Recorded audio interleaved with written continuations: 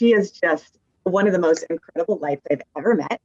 And she's one of those people that is living the oneness and the light of who she is and the spirit of all that it is. And I always, connect that place in my heart with her. And I'm sure you can feel her heart now. We all feel each other on this.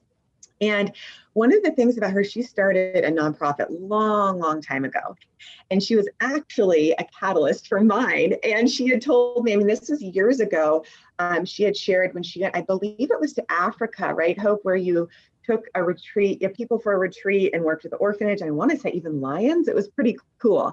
And so I was like, wow, she's doing it. I can do it too. And so that was part of the inspiration of One Heart Global and going to Thailand and Bali. So I am just so grateful for you. And I know you have so many amazing tools to share today. So I'd love for you just to open, with a little intro about you, and then we'll just kind of go from there.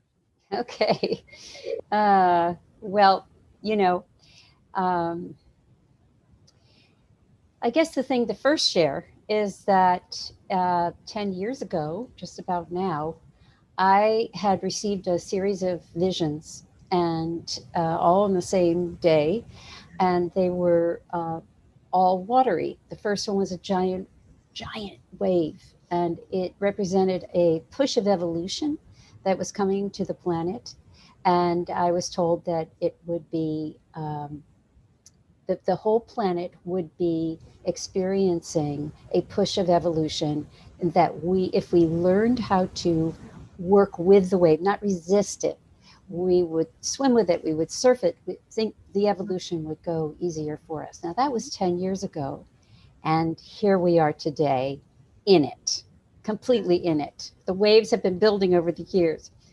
Then there was a second vision, and that one basically told me to leave all my intellectual knowing on the shore and go to the earth, go to the indigenous, go to the wisdom keepers of the earth, both now and our ancestors, for my knowledge, not book learning, so to speak. And then the third vision was this beautiful figure 8 made of flowing water.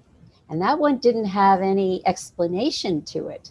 So it was hanging out in front of my vision for about 3 days. And finally, I said, this is kind of crazy. I'm going to sit down and dowse about it. So I'm a dowser. And most people will know about dowsing because they've heard of guys going out with sticks and finding water for a well. And that's an actual incredible science. And turns out dowsing is the oldest technology on the planet. It's depicted on the cave walls in southwestern France that are 70,000 years old. There's a guy there with a tuning fork or a dowsing rod. Anyway, I sat down with my dowsing rods and I started to ask a series of questions to try to understand what this figure 8 made of flowing water was about. And I was told that it had a name that we could use, we humans could use. It's called the infinity wave. And what it is a 10th dimensional energetic, so extremely purified, filled with love and compassion of that level. So the idea is that the love and compassion is inherent in the watery flow.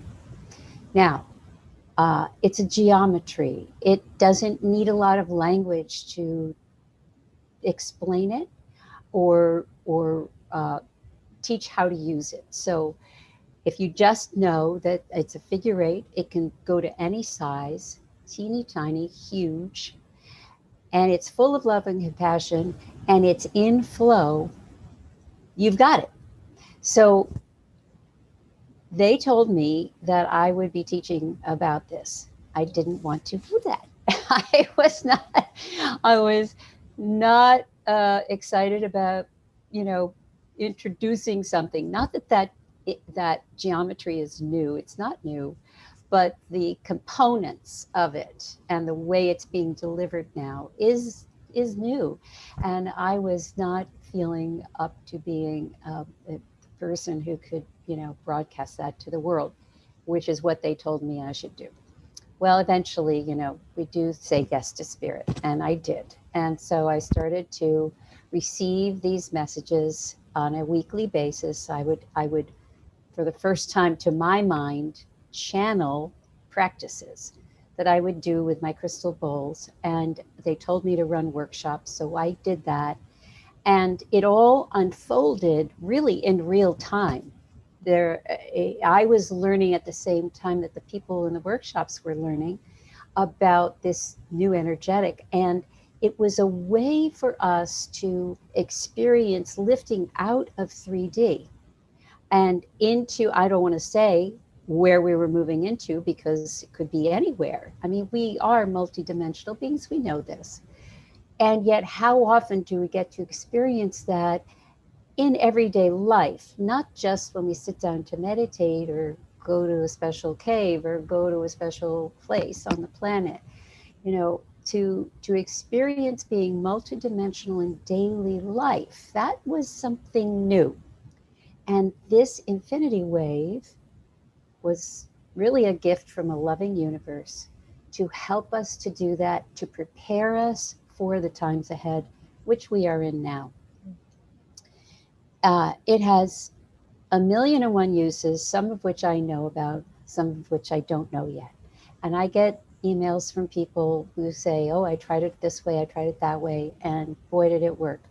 It's really useful for using within oneself to come into coherence, to come into synchrony, okay?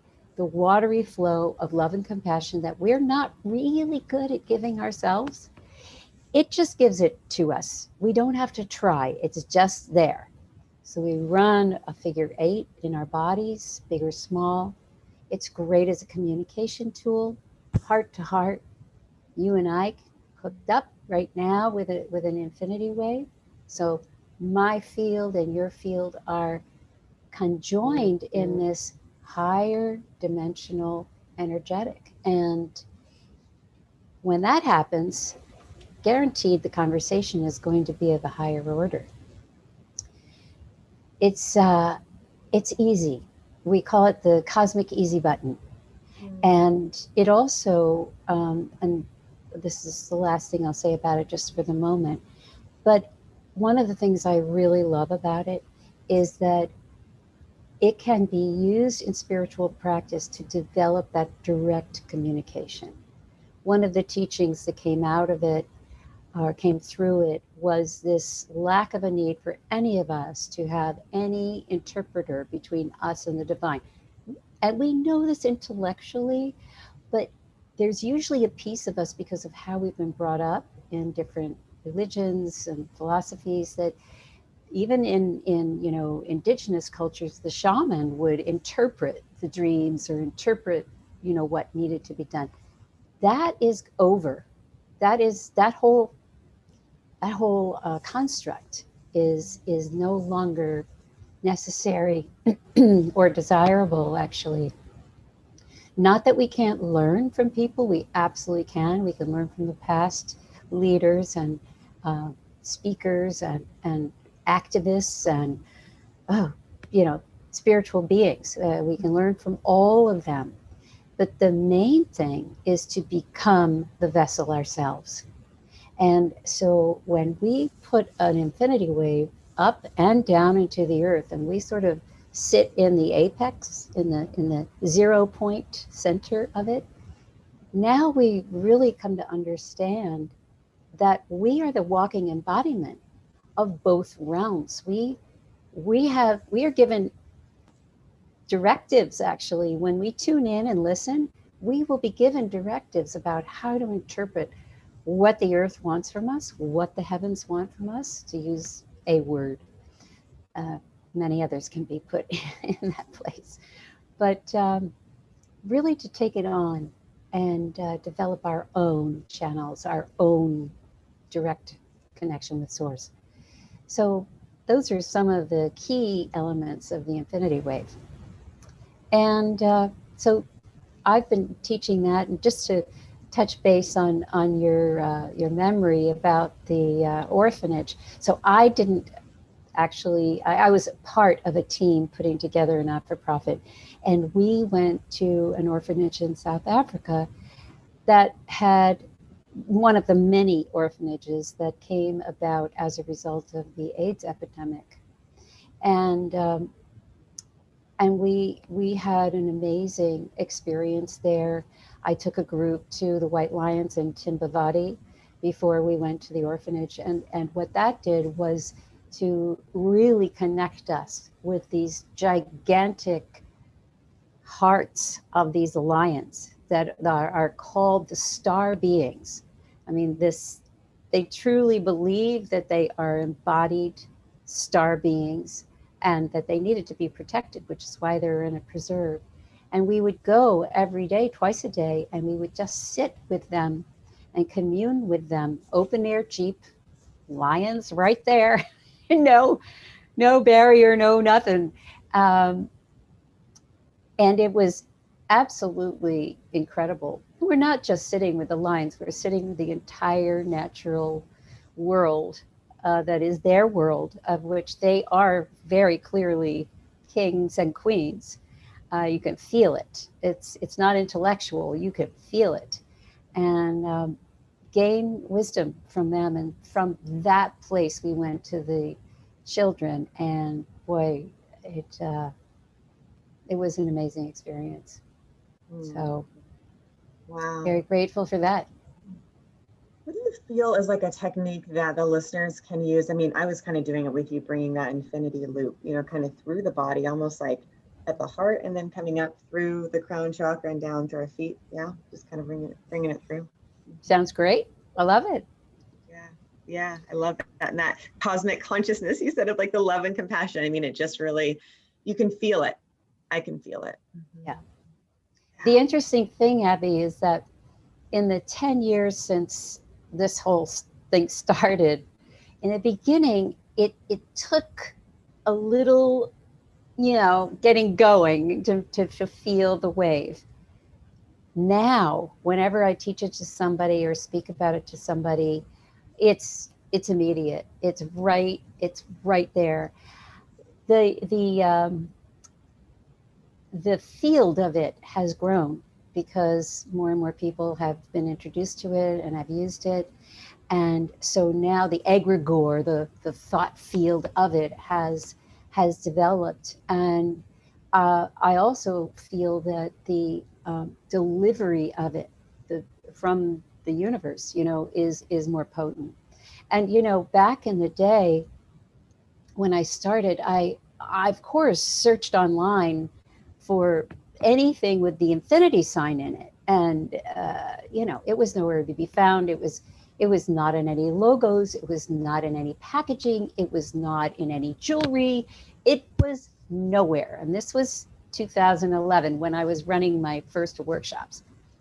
But they had said that this initially would anchor in at the end of, it's anchor in throughout 2011 and then finally at the end of the year.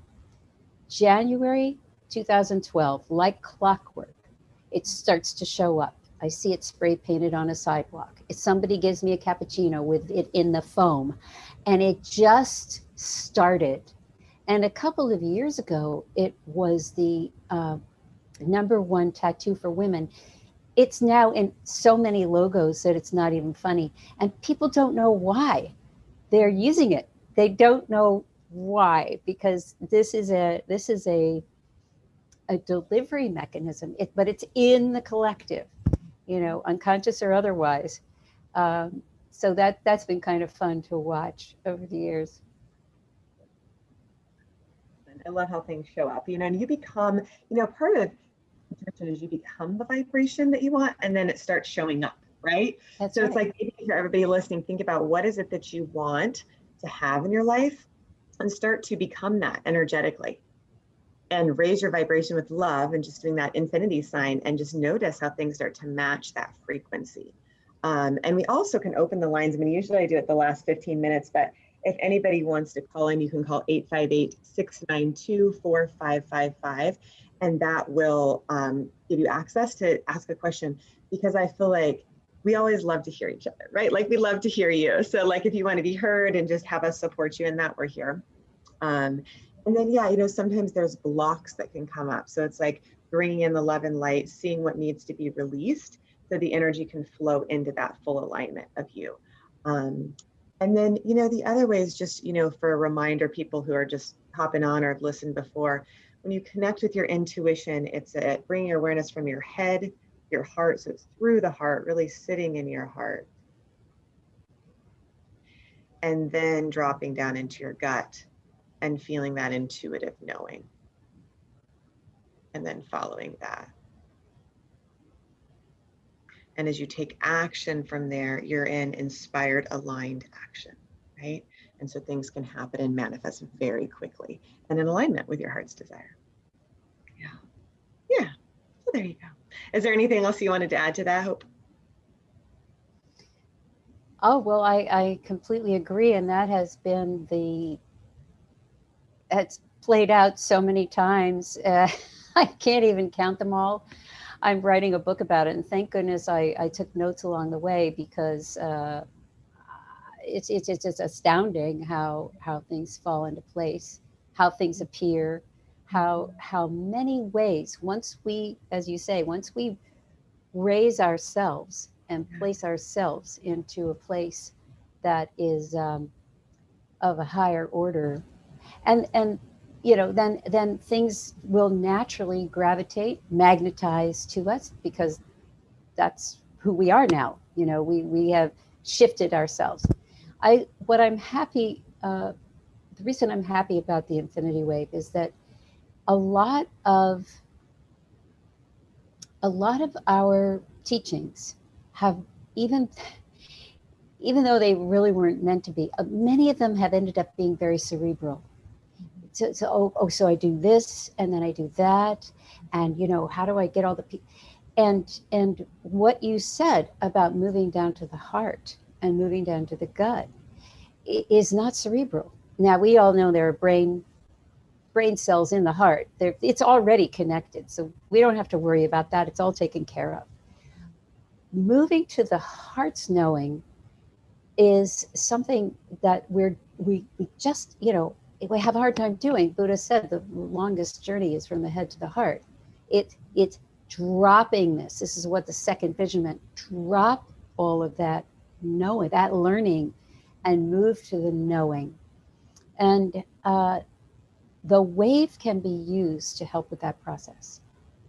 There is a beautiful way to just run the wave in the heart and actually stretch the heart. I call it widening the heart.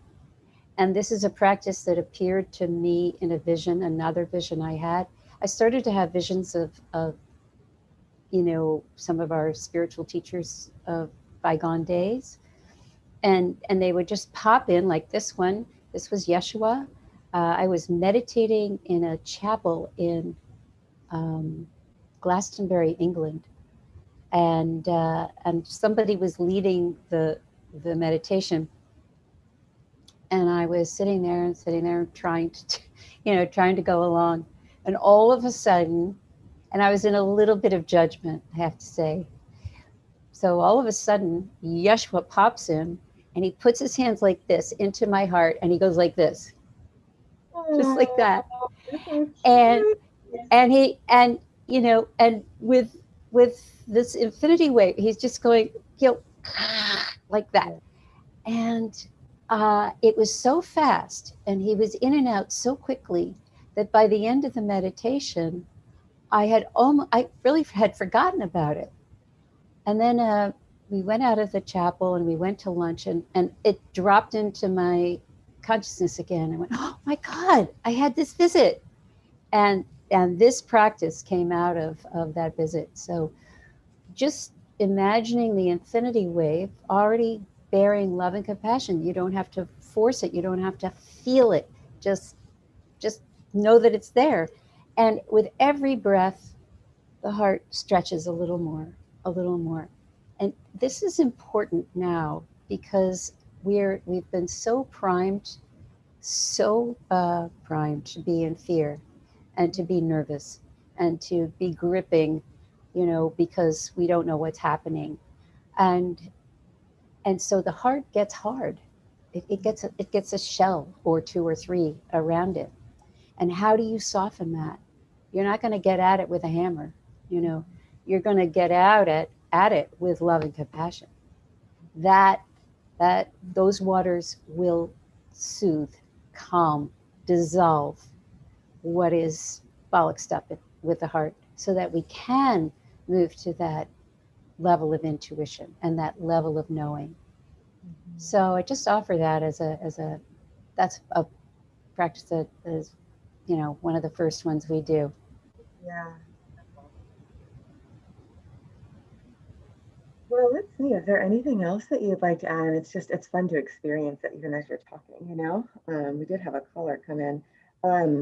Is there anything else you want to add to that? About the infinity wave? Anything? Yeah. Well, you know, it is whenever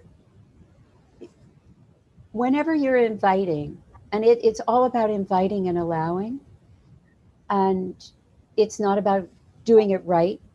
There is no right or wrong way, and it's non-denominational. This is an energetic tool that can stand next to and enhance any philosophy or religion or spiritual perspective.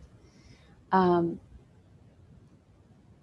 it has the effect, because it's 10th dimensional, it sort of lifts us out of 3D, scoops us up into that higher order vibration that we were talking about without a lot of effort.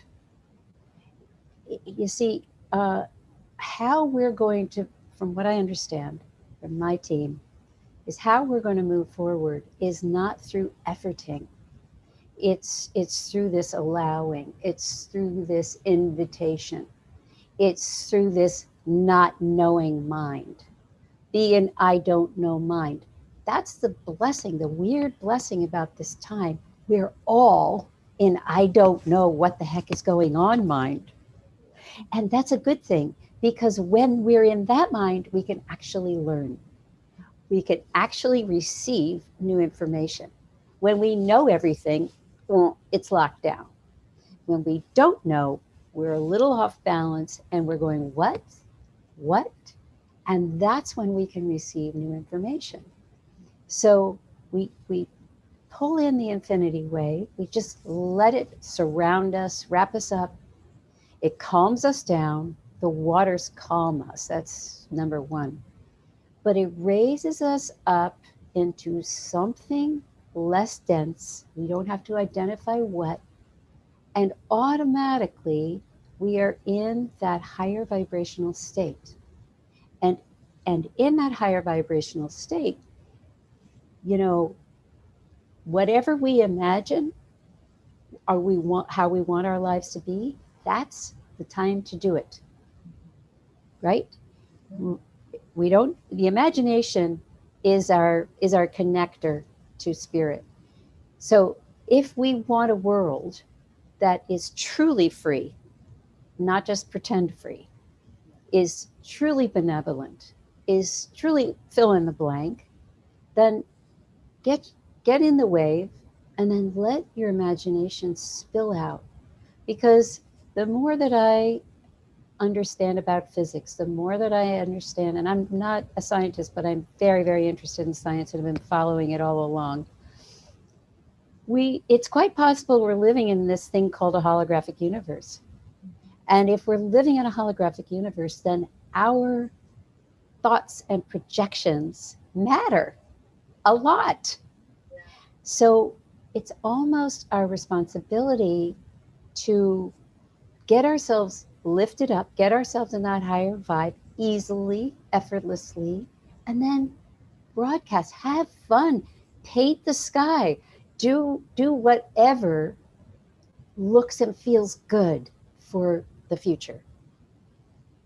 If enough of us do that, the chances are more likely that we'll head in that direction.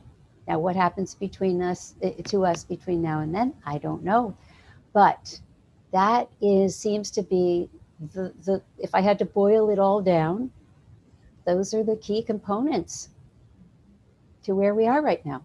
We're all being asked to evolve. And how we're going to do that, we can do it the hard way or the easy way. So we actually did have a caller, it's my mom. So let me see if she wants to Oh, ask a question. great. You know, like that's funny. She's like, I'm calling to get in your show. So, Mom, what question did you want to ask?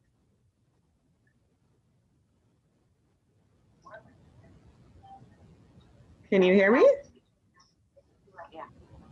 So you are live. What question did you want to ask? I just want to tell her.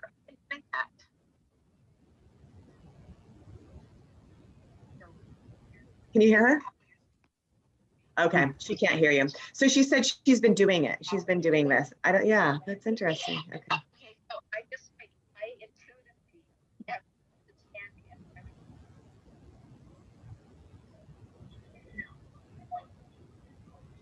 the Okay. She was just saying really that she was doing it. It's Okay. I'm so fascinated with this call. Oh, she really likes the call. She's fascinated with it. I know, but. Because okay, I have been one of my altars, and I didn't even know why. I had a selenite wand in front of my. Nice. So she said she was doing the infinity sign with selenite. That's cool. I didn't even know it. Yeah. I didn't know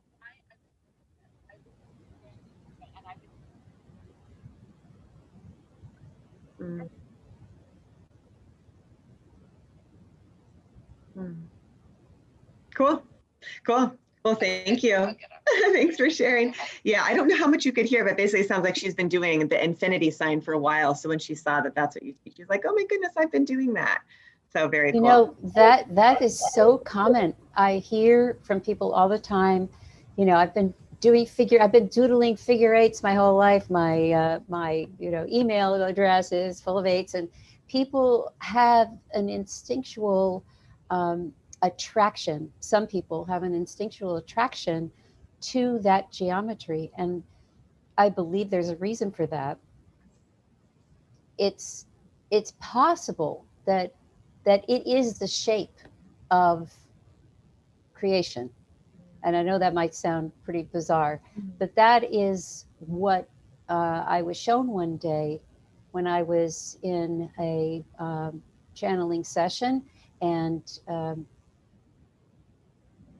Creator showed us up.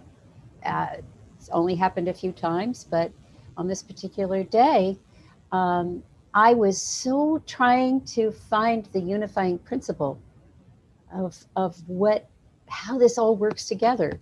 As I said, I'm not a scientist, but I'm so interested. There's got to be a unifying principle. And Creator came in, and right like this in front of my face shows me a giant infinity sign this way. And it's kind of like a runway. And on it was all of history. And it sprinkled around like, you know, you could see all the eras and epochs and whatever. And they were moving. And one thing we you know, the geometry of the infinity wave has taught me. I mean, it's so brilliant because here is above, as above, so below. First of all, there's that.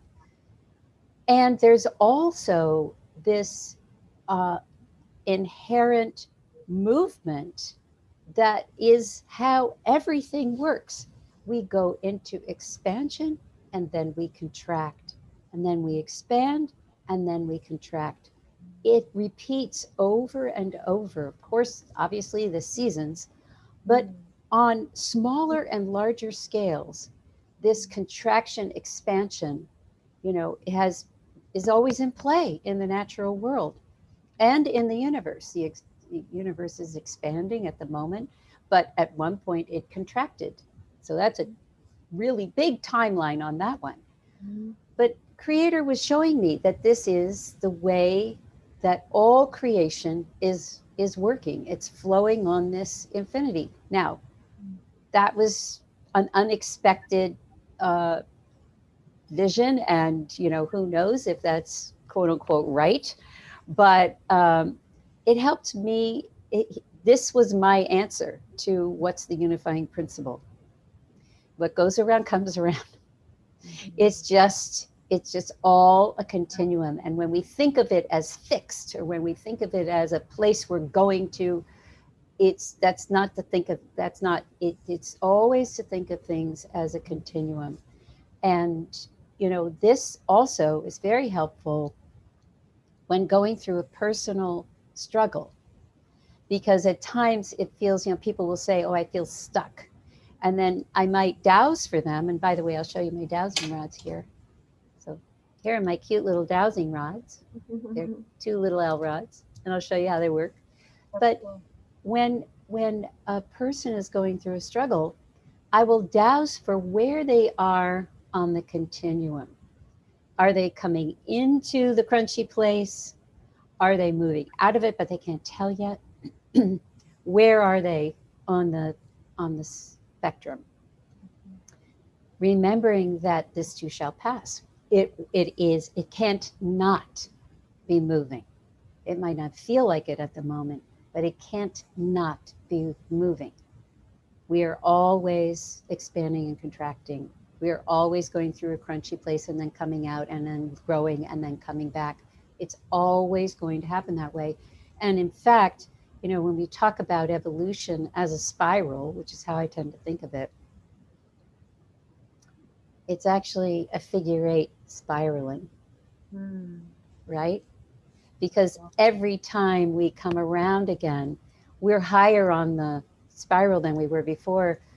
And we can look back and say, gee, I've been here before, but I'm different now. Yeah. I have more information. I have more knowledge. I have more wisdom. I'm not going to repeat exactly what I did before. I'm going to do it a little differently. That's because you're up here, whereas down before you were down there. So lots and lots of spirals, lots of infinities as we spiral. So this is how the rods work, the dowsing rods. So I say, so they're in a sleeve here. This is free and clear. It moves like that, so my hands can't tell it what to do. Not that I would want to. But if I say, please show me a yes, the rods come in. And if I say, please show me a no, the rods go out. Okay? And what's wonderful is that there are lots of permutations. So sometimes I get an answer that is 50%, show me that. So they come halfway in. Sometimes the rods go like this. Sometimes they have all these different ways that they go, and they also can change their speed. So if I ask something and it goes really slow, yes, I know that it's yes, but it might take some time. Yes, but let's ask a few more questions about the issue because it's a little hesitating. Whereas a real yes is clear as day, comes right in. We also always ask about if things are in our highest physical, mental, emotional, and spiritual good. And if I get a reading that is halfway or partial, then I'll go back and I'll ask, is it in a highest physical good, mental good, emotional good, and spiritual good? We tend to think of things as only one yes, right? Encompassing everything. And that's not really how it is. Sometimes things are, and depending on the kind of person we are, let's say we're an empath, which means that we're so tuned in to other people's feelings and our own feelings that in our balance of physical, mental, emotional, and spiritual, our emotions are actually taking up more than their 25%. They're taking up 60%, let's say. So when I ask, is it in somebody's highest physical, mental, emotional, and spiritual good to do something, I have to see if their emotions are driving the train, you know, and then sort of pick it apart, and then a course of action can be decided upon. And the other thing is that when I dowse, it sort of like opens up my little window, and images and words start to come in, and I get direct information. And so the rods are really more helping to confirm whether what I'm getting is accurate or not. So that's how I work with the dowsing rods. Well, one way I work with the dowsing rods. In the days before, when I would take people on trips, they also helped me to know where to go, when to go, lots of things. So you do like personal sessions as well too, right? Like people could email you if they wanted to.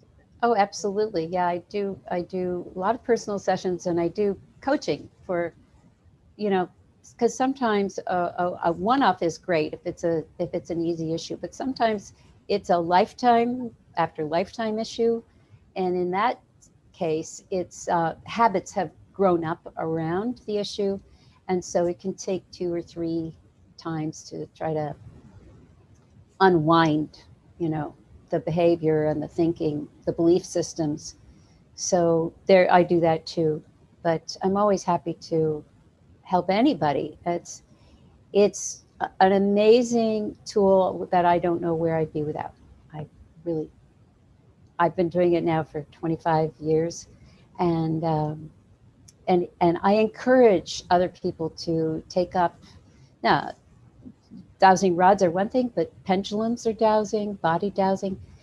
I don't get as much nuance with those tools. I use pendulums for healing mostly, but the rods to me are the best for these deep dives into questions that we have about, when we're at a crossroads and need clarity about moving forward.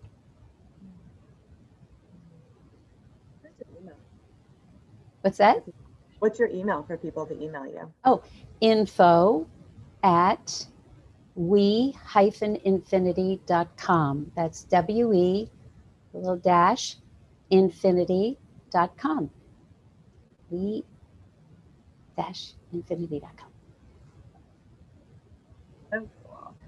Well, yeah, I think the other thing I was thinking is how it all ties into oneness, right? So you kind of talked about the holographic universe as you're connecting to your intuition, being connected to the infinity sign.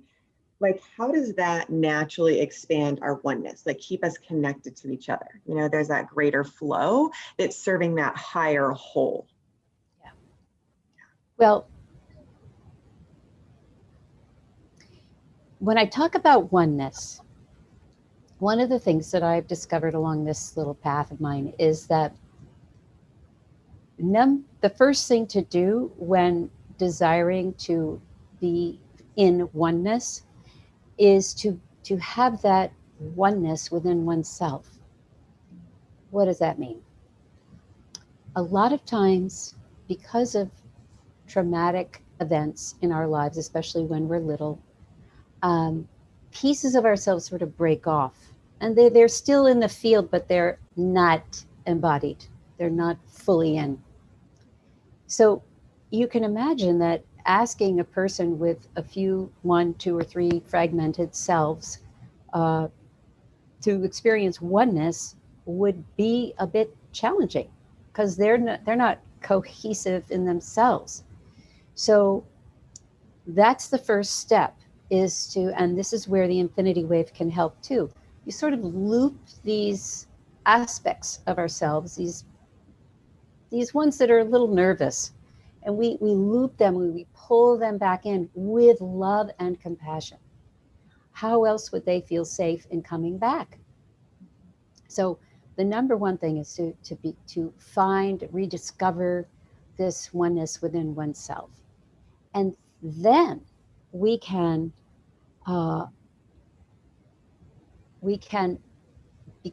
elevate ourselves again with a wave or with whatever tool that you have, whatever means. For some people, it's just going into the woods and sitting on a rock.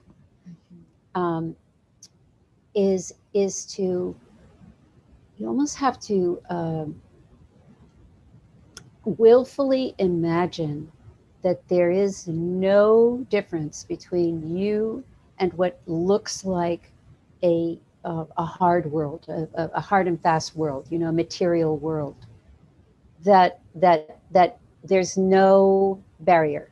That it is all atoms vibrating, maybe at different speeds, but it's all atoms vibrating.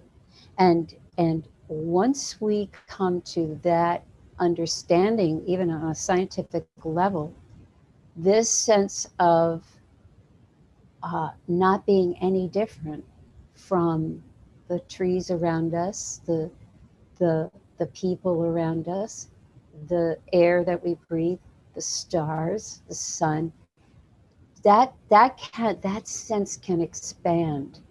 And you know, I heard a story recently by, I can't remember who it was, but the spiritual leader, and they told the story of this woman who ran a bed and breakfast at some point, but it was only for meditators, and it was for people who wanted to rent this room just specifically to meditate for long periods of time, a month, 2 months, 3 months. And maybe they would come down and have a meal now and then, but basically that was their cave, so to speak.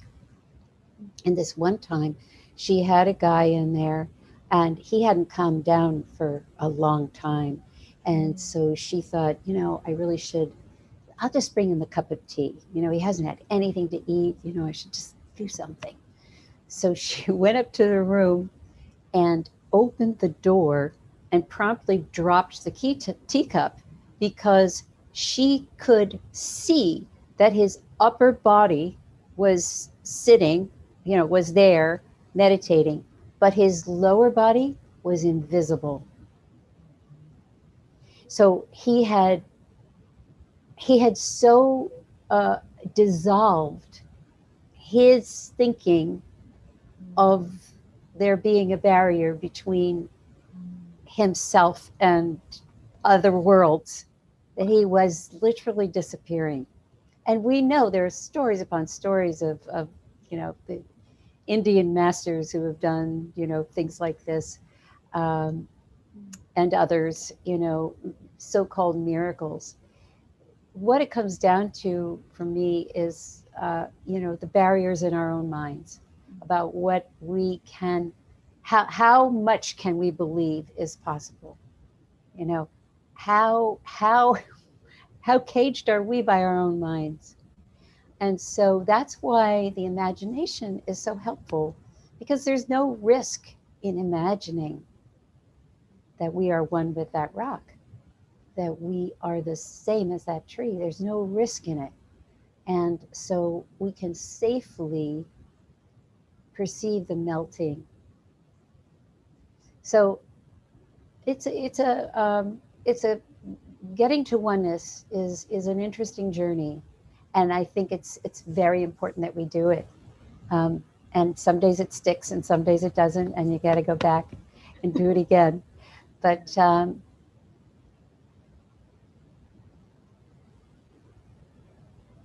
I think the widening of the heart that I spoke to earlier is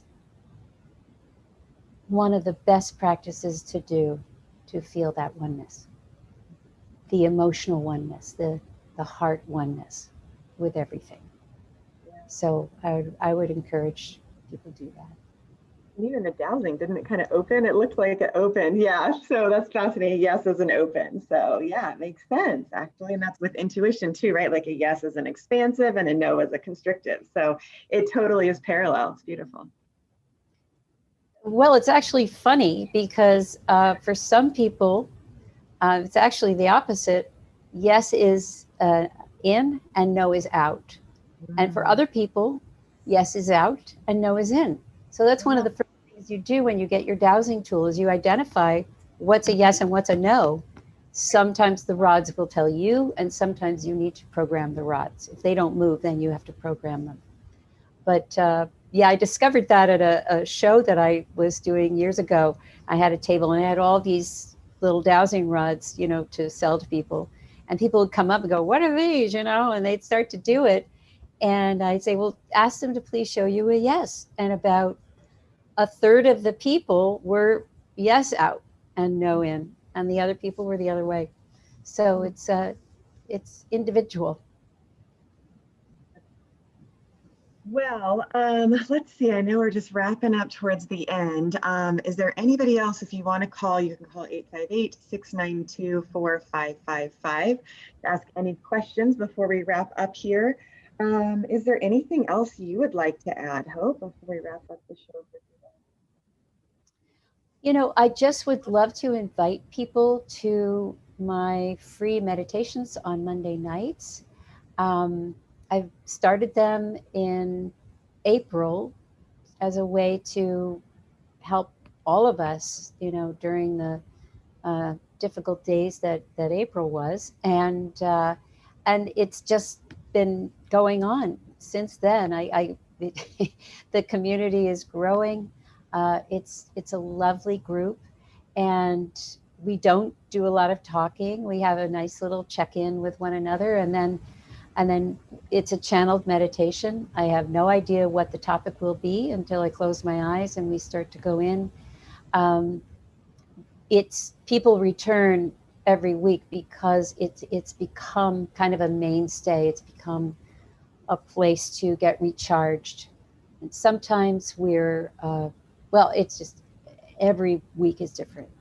But that's something that if you are interested in that, I would just sign up on my website, which is we-infinity.com, and you'll get my announcements about that and other things that come along. I don't email too often, once a week usually. So, I welcome everybody, and it's I think it's a plus in the week.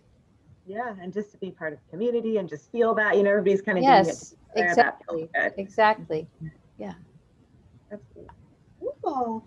Well, thank you so much for being on the show today. I so appreciate it. And yes, I do really recommend everybody go check that out. She's incredible. And I know everything she does is so clear and aligned. So I'm sure it'll help you. So I think that's it that I have for today. Just make sure to just tune in, listen to your intuition as you're like following your next step. Be really clear about your intention.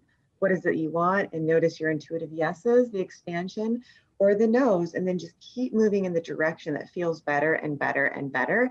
And notice how the world's going to keep reflecting back to you, like she talked about the hologram of what's really going on, right? And so then you can move into that highest alignment of what your soul is here. So, namaste, everybody, and we will see you next week. Thank you, Abby. You're welcome. Bye.